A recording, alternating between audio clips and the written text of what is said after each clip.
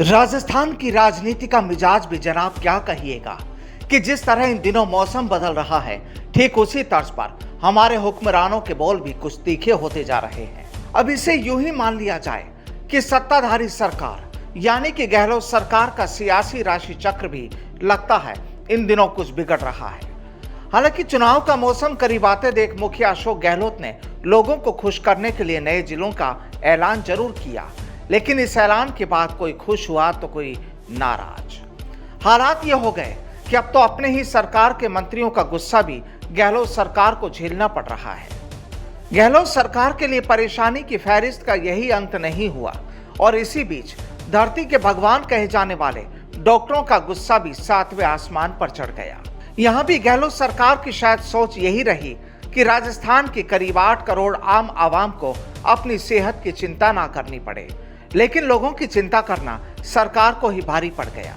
अब यहाँ सरकार के ऐलान से डॉक्टर परेशान हुए और पिछले करीब 10 दिनों से ज्यादा से वो सड़कों पर उतर आए।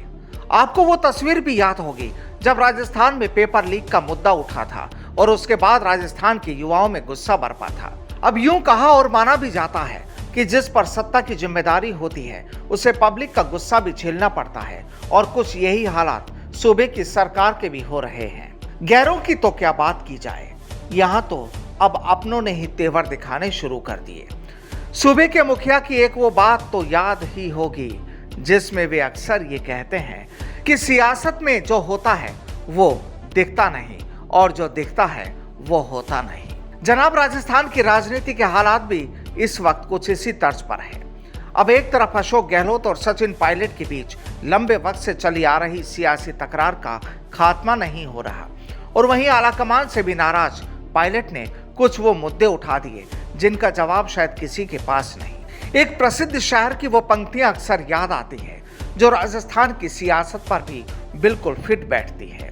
सुना आपने भी होगा कि राजा बोला रात है, रानी बोली रात है, मंत्री बोला रात है, संतरी बोला रात है और ये सुबह सुबह की बात है। जनाब, सियासत का दस्तूर कुछ ऐसा ही होता है। एक फिल्म का डायलॉग भी आपको याद होगा कि आधे इधर जाओ, आधे उधर जाओ, बाकी मेरे पीछे आओ। दरअसल सूबे के मुखिया अशोक गहलोत के साथ भी कहानी कुछ ऐसे ही चल रही है।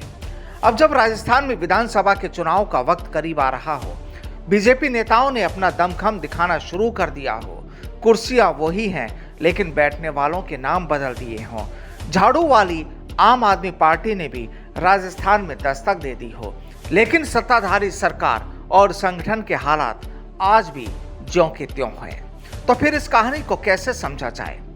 कांग्रेस की कहानी कुछ ऐसी कि जब पार्टी का सेनापति भी संकट में आ गया तो फिर नीचे वाले भी परेशान। जाहिर सी बात है कि सूबे के मुखिया अशोक गहलोत को सियासी जादूगर माना जाता है और इसमें कोई दो राय नहीं कि राजनीति में पैंतरे फेंकने वालों में उनका कोई सानी भी नहीं। लेकिन कहानी यही कि राजस्थान की राजनीति में चल रहे हालात क्या यूं ही चलते रहेंगे या फिर हाल ही में प्रभारी रंधावा को पायलट समर्थकों ने जो जवाब दिए उसके बाद क्या कोई बदलाव होने वाला है? क्योंकि शायद यहाँ रंधावा को भी उम्मीद नहीं थी कि राजस्थान में उन्हें इस तरह के जवाब भी मिलेंगे। जहां पर सचिन पायलट को चाहने वाले नेताओं ने रंधावा को ये मैसेज दे दिया कि ये राजस्थान है साहब, कोई दूसरा प्रदेश नहीं। Bureau report, the fact India.